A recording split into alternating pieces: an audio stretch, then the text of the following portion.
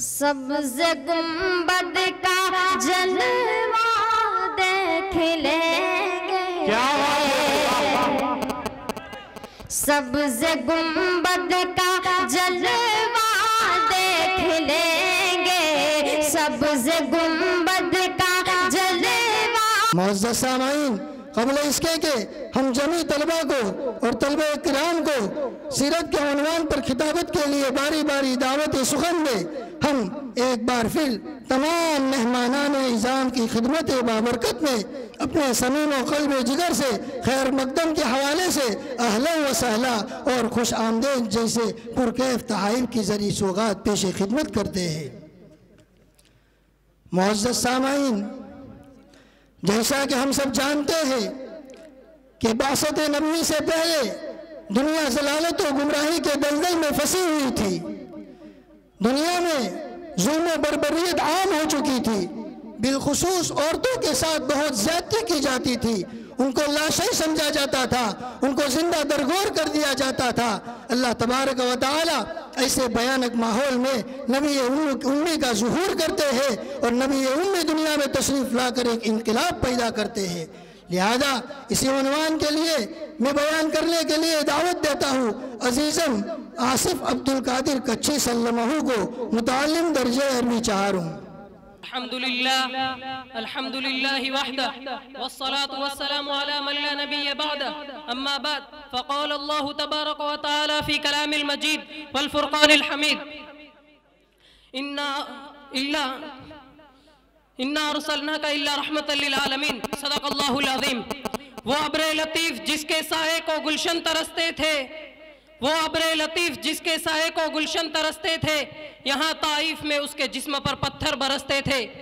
محترم سامعین اکرام، میں آپ حضرات کے سامنے اس جلیل القدر، عظیم المرتبت اور رفیع الشان ہستی کے تذکرہ کی سعادت حاصل کر رہا ہوں، جو ایک طرف تاریخ انسانی کا سب سے بڑا ہمدرد، سب سے بڑا غمخوار اور سب سے عظیم محسن ہے، تو دوسری طرف ظلم و جور اور جبر و تشدد کا سب سے زیادہ ستم زدہ، سب سے زیادہ مظلوم اور سب سے زیادہ مکروب بھی ہے۔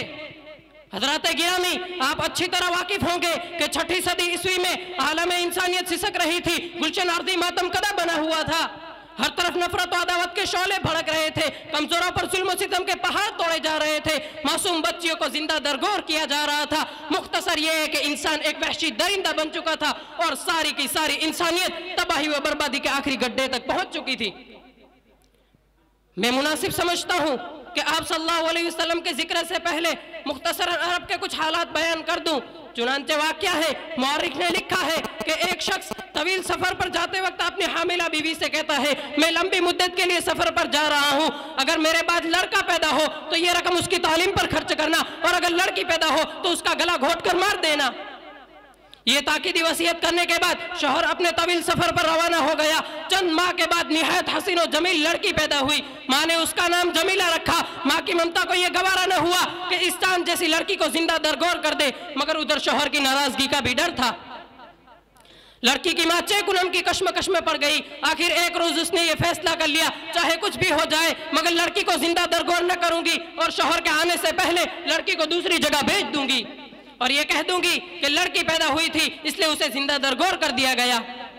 7-8 سال کے بعد شوہر اچانک گھر آ گیا، بیوی کو اتنا موقع نہ ملا کہ لڑکی کو دوسری جگہ بھیج سکے۔ شوہر نے دیکھا کہ اس کے آنگن میں نہایت حسین و جمیل لڑکی کھیل رہی ہے۔ بیوی نے کہا یہ لڑکی کس کی ہے؟ شوہر نے کہا یہ لڑکی کس کی ہے؟ بیوی نے کہا پڑوسن کی ہے، یہاں کھیلنے کے لیے آئی ہے۔ شوہر نے کہا وہ ماں باپ کس قدر خوش نصیب ہوں گے جن کے گھر یہ چاند جیسی لڑکی پیدا ہوئی ہے، کتنی میٹھے میٹھی باتیں کرتی ہے، جی چاہتا ہے دن پر اس کی صورت دیکھتا رہے اور اس کی میٹھی میٹھی باتوں کو سنتا رہے۔ بیوی نے جب دیکھا کہ شوہر کے دل میں اس لڑکی کی محبت سما گئی ہے اور وہ اس سے پیار کرنے لگا ہے، تو بیوی نے ہمت کر کے کہا یہ چاند جیسی لڑکی آپ ہی کی بیٹی ہے۔ سنگ دل باپ کے اتنا سننا تھا کہ اس کی محبت دشمنی میں اور شفقت عداوت میں تبدیل ہو گئی، اور آنکھوں میں خون اتر آیا، اور فوراً ہی قسم کھا لی کہ آج کے دن کا سورج غروب ہونے سے پہلے اس لڑکی کی زندگی کا سورج غروب کر دوں گا۔ چنانچہ کدال کندھے پر رکھ کر اپنی لگتے جگر کا ہاتھ پکڑ کر دور جنگل میں روانہ ہو گیا۔ دور جنگل میں جا کر گڑھا کھودنا شروع کیا۔ गला खोदते वक्त उस बेरहम और संगदिल बाप के कपड़ों पर जो गर्द लगती जाती, मासूम बच्ची अपने नन्हे नन्हे हाथों से अपने अब्बा के कपड़ों से गर्द गाड़ती जाती और कहती जाती, अब्बा जान आप ये गला क्यों खोद रहे हैं? बेरहम और संगदिल बाप कहता है, तुझे इसमें दफन कर दूंगा। मासूम बच्ची कहती है, अब्बा जान आखिर मेरा कसूर क्या है, आप मुझे क्यों दफन कर देंगे? बेरहम और संगदिल बाप कहता है, तेरा कसूर यही है, तो इस दुनिया में क्यों आई? तुझे इस दुनिया में रहने का कोई हक नहीं है। मासूम बच्ची अपनी अब्बा की दाढ़ी से गर्द झाड़ती जाती है और ये कहती जाती है, अब्बा जान मैं मजदूरी करके भीख मांगकर अपना पेट भर लूंगी, मगर कभी आपसे खाना न मांगूंगी। मैं जिंदगी भर कुंवारी रहूंगी, मगर किसी को आपका दामाद न बनाऊंगी, मगर अब्बा जान आप मुझे जिंदा दरगोर न कीजिए। मगर उस बेरहम और संगदिल बाप के दिल पर उस मासूम बच्ची की मीठी मीठी बातों का कुछ असर न हुआ और आखिरकार उसने लड़की को जबरदस्ती घड़े में ढकेलकर उसे मिट्टी से भर दिया और दिन का आफताब गुरूब होने से पहले लड़की की जिंदगी का आफताब गुरूब हो गया।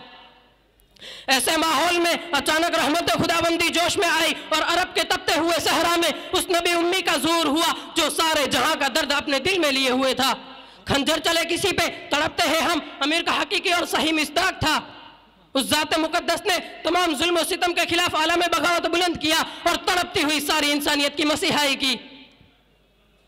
जरूरी था कि उस बाबरकत हस्ती को पलकों पर बिठाया जाता, उसे सीने से लगाया जाता, मगर वो ज़ात जो लोगों के हिदायत के लिए तड़पती रही हो, लोग उसे पत्थर मारते रहे, वो ज़ात जो लोगों की भलाई के लिए अपने वजूद को गिलाती रही हो, लोग उसके साथ और उसके हिमायतियों के साथ जुल्म और सितम के वो पहाड़ तोड़ते रहे जिनका जिक्र करने से रोंगटे खड़े हो जाते हैं, कलेजा बाहर आने लगता है, मुअर्रिख का कलम रुक जाता है।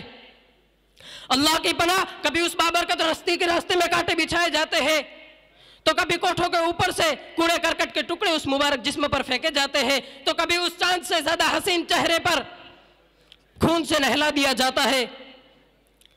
अल्लाहु अकबर, जुल्म की इंतहा और वही काबा जो तमाम मखलूकात के लिए, जानवरों के लिए, परिंदों के लिए अमन और सलामती की जगह है, और कभी जो खुदा का सबसे महबूब और प्यारा बंदा अपने रब के सामने सजदारेज होता है तो गले में कपड़ा डालकर खींचा जाता है, जिसकी वजह से आंखें बाहर आने लगती है, गला घुटने लगता है, और कभी ऊंट की ओज लाकर रख दी जाती है जिसमें मनोगलाजत होती है, और कभी उस मुकद्दस सर के कुचलने की कोशिश की जाती है जो बेखौफ अल्लाह के सामने सजदारेज होता है। साथियों, तारीख हमें बताती है कि ये जुल्म आप सल्लल्लाहु अलैहि वसल्लम के साथ खास नहीं है, बल्कि आप सल्लल्लाहु अलैहि वसल्लम के साथियों को तरह तरह की तकलीफें दी जाती थी। उन्हें गर्म अंगारों पर लिटा दिया जाता था और मक्का की तंदूर की तरह तपने वाली आग और दोपहर की गर्मी बरसाने वाली धूप हजरत बिलाल का बिछौना बनाई जाती थी। उन गुलामा ने मुस्तफ़ा को नंगा लिटाकर बदन पर पत्थर रख दिए जाते थे और गले में रस्सियां डालकर खींचा जाता था, मगर कुर्बान जाए उन पर इन तमाम तकलीफों को सहने के बावजूद उनकी जुबान से एक ही बात निकलती थी, जो जान मांगो तो जान देंगे, माल मांगो तो माल दोगे, मगर हमसे ये ना हो सकेगा कि हम नबी का जाहो जलाल दे दे। और कमबख्त अबू जहल, तेरा वो जुल्म हमेशा याद रहेगा, कभी भुलाया नहीं जा सकता। न तुझे तारीफ माफ कर सकती है, न तुझे आसमान बख्श सकता है, न तुझे जमीन माफ कर सकती है कि तूने हजरत सुमैया के नाजुक हिस्से पर नेज़ा मारकर उन्हें शहीद कर दिया था, और ये इस्लाम की सबसे पहली शहीद औरत थी। उन कनबख्तों ने 3 बरस तक आप सल्लल्लाहु अलैहि वसल्लम का और आप सल्लल्लाहु अलैहि वसल्लम के साथियों का बायकाट कर दिया था, और कोशिश ये की गई थी कि किसी भी लम्हा खाने का एक लुकमा और पानी का एक घूंट उन ईमान वालों तक ना पहुंचने पाए। ईमान वालों के बच्चे रात को भूखों प्यास की वजह से बिलबिलाते रहे। यकीनन अगर पत्थर सुनते तो टुकड़े टुकड़े हो जाते, अगर आसमान सुनता तो टूट जाता, अगर जमीन सुनती तो फट पड़ती, मगर उन मासूम बच्चों के बिलबिलाहट को सुनकर उनके दिल एक लम्हा के लिए भी नरम न होते थे। ये दास्तान है उन मजलूम मकरूब अहले ईमान की जिन्होंने जुल्म पर जुल्म सहे, मगर कुर्बान जाए उन पर, लाखों दुरूद सलाम हो उस मुहसिन आज़म पर जो इन तमाम तकलीफ़ों को सहने के बावजूद भी रात को उठ उठ कर उनके लिए दुआएं करता रहा। दोस्तों, अकीदत के जवाब में मोहब्बत और इताअत के जवाब में शफकत तो हर कोई कर लिया करता है, मगर अदावत के जवाब में मोहब्बत करना ये खुसूसियत सिर्फ आप सल्लल्लाहु अलैहि वसल्लम की है। अल्लाह ताला मुझे और आप सबको नबी करीम सल्लल्लाहु अलैहि वसल्लम के नक्शे कदम पर चलने और उन पर अमल करने की तौफीक अता फरमाए। कि नक्शे कदम नबी के हैं जन्नत के रास्ते, के नक्शे कदम नबी के हैं जन्नत के रास्ते, हमें अल्लाह से मिलाते हैं सुन्नत के रास्ते। वमा अलैना इल्लल बलाग।